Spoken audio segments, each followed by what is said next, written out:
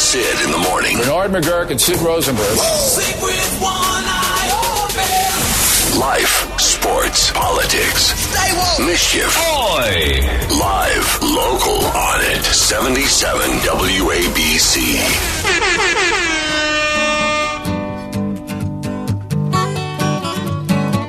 Wow, what a good song. Tacopina's gonna have to wait. I want to hear some of this. Ventura Highway, America.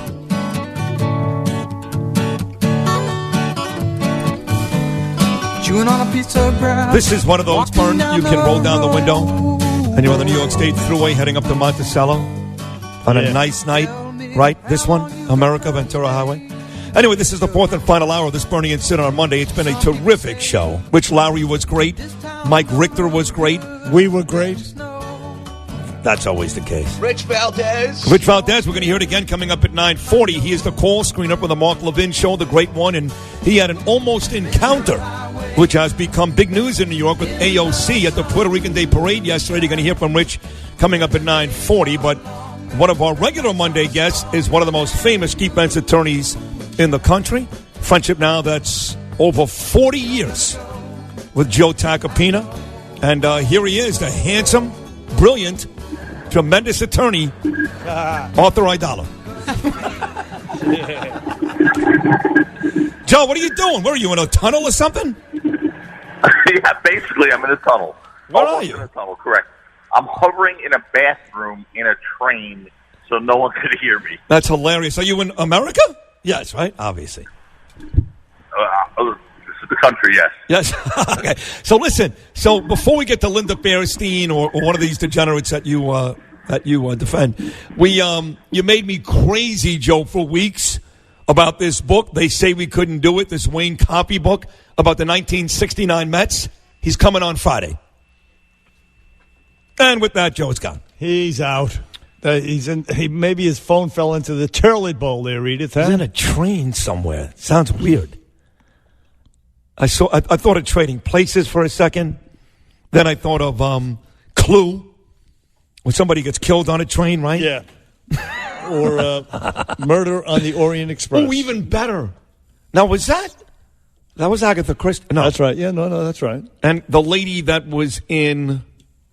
Oh, it was Agatha Christie. Who's the other one I'm thinking of, though, Bern? She was... Mary... No, the one who did Murder, She Wrote. Angela Lansbury. Oh, Angela. That was a TV show. Right, but she also played like the Candlestick or something. Yes. In Beauty and the Beast, right? Yeah, she was great. Oh, she was. Oh, she was. This woman was in a movie, believe it or not, back in the 1940s. Who's that? Angela Lansbury. Yeah. I mean, she was old. Oh, I know. She was still, old years ago. Still around, but... She's still alive? Can she make the Deadpool? I think she's too old for the Deadpool. Yeah, I think so. I think she's over 85 years old. That was a show that was pretty popular, and I never liked it. It was... they always characterize it as an old person's show. Yeah, seemed old that way. people like that. Right. See, when I was growing up, there were those old people show. For example, I'll give you an old person show. You can tell me if you agree or disagree. Marcus Welby. Yeah. Old person show. Old person. Okay. This one, I'm not sure where you'll go with this. Because you had 3 young sons. Fred McMurray. My 3 sons. No, that was a family show. Family show. How about Columbo? Peter Falk, either way, but you want an older guy than that? Well, let me just say that Columbo still stands the test of time. Oh, I love that show. I mean, you can watch that today, any day, any day of the week. Falk is a great any actor. hour. See, the older guy for me for a show like that, Barnaby Jones. That's old man television. Oh yeah, I never watched. Kojak. The great Putty Epson. No, Kojak was young. Kojak was Oh, cool. was it? Yeah, Telly Savalas was the man. All right, he's back from a train somewhere. Joe Tacopina. Good morning, Joe. Joseph. Joey. I'm here with you, boys. I'm here. All right. So we got Wayne Copy coming on Friday. This Met book, which you rave about. Why is this book so good?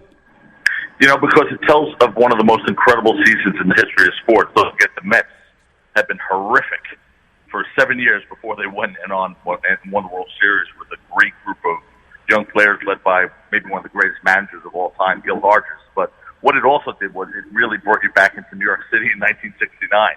And so Wayne was able to really talk to you about the events that were happening in New York, cultural events, political events, and all, intertwining an amazing sports story, especially if you're a Met fan like we are, Sid. It was just an incredible, incredible book. And it was one of those books where I read in like 3 days because I couldn't put it down. It was incredible. I am a huge Met fan. I remember the victory in 1969. That's how old I am. What's the name of the book again, Joe? Oh my gosh! No, they said it couldn't be done. They said it couldn't be done. Right. Okay, and he's going to join us, you and I, on Friday. I look forward to that. Friday. Yeah. So it's incredible.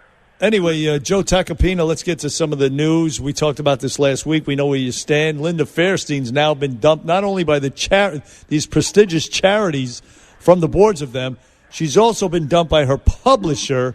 And we spoke with Arthur Aidala on Friday. He said that with the evidence she had, she did nothing wrong. The NYPD did a thorough investigation after these dudes were sprung from prison and found that Linda Fairstein and nobody, the late detective Mike Sheehan, nobody did anything wrong.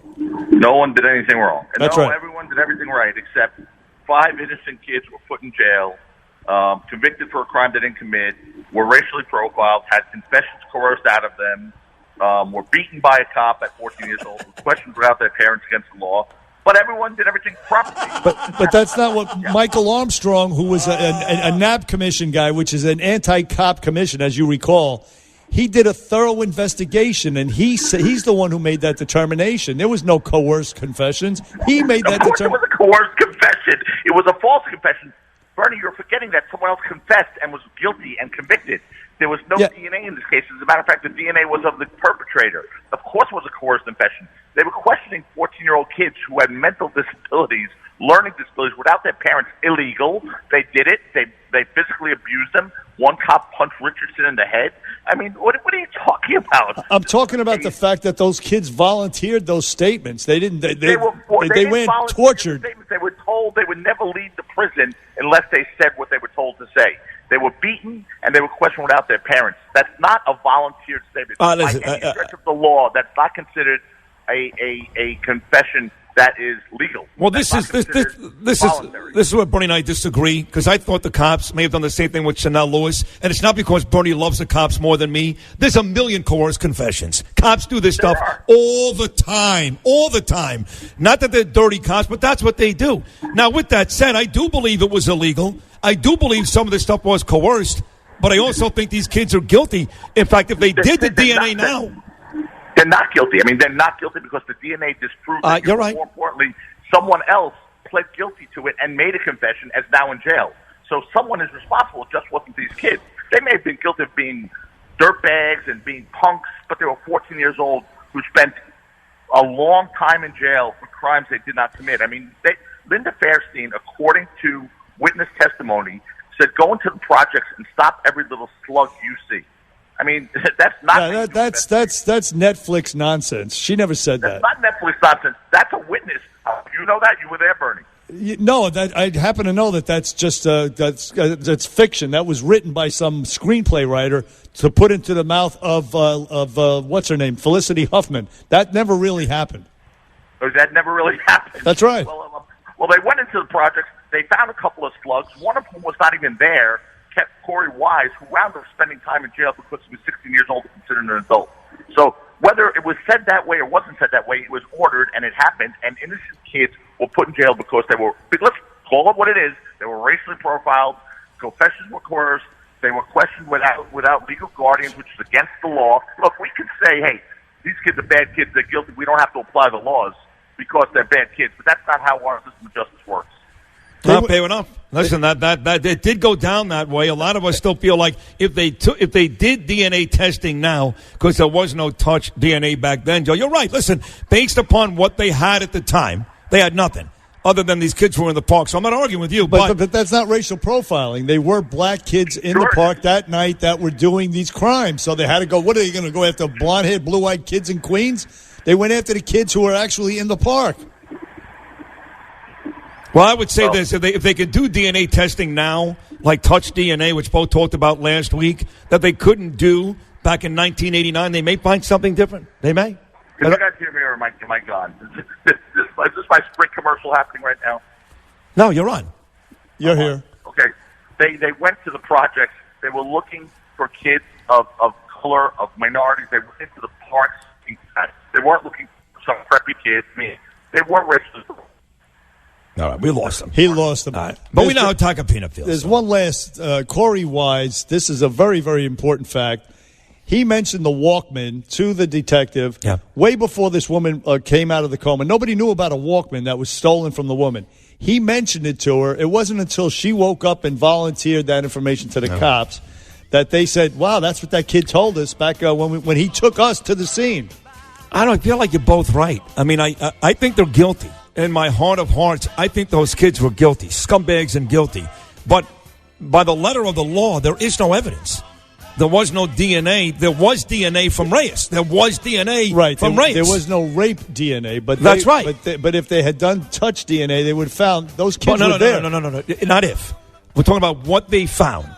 They found DNA from Reyes, including his semen, I believe. They had nothing from the kids. No, they had plenty of the kids' friends. Those guys boasted to their friends what they had done. That's and the friends came in and told the cops, thinking it would help the friends. Right. That's not evidence. Well, that's like a coerced confession. Well, whatever it was, it's not enough to ruin a lady's life. She did everything she did justifiably by the book, by the evidence she had, and then she's getting. I like Linda too, but she's getting carried away. Calm down. Anyway, who's getting carried away? Linda Fairstein. I mean, come on. She's getting canceled, as they call it. Yeah, I know. I felt bad for her. Her whole nice life is canceled. Her whole life is canceled? It's over. It's over? I mean, it really. What are you talking about? At this point, she had all the money she ever needed, but her legacy is in ruins. Well, not if you know and love her like we do. So, right? I don't really love her that much. I know her, but I don't. Right. 1-800-848-WABC. Rich Valdez, the great producer of the Mark Levin Show, and his encounter with AOC still to come.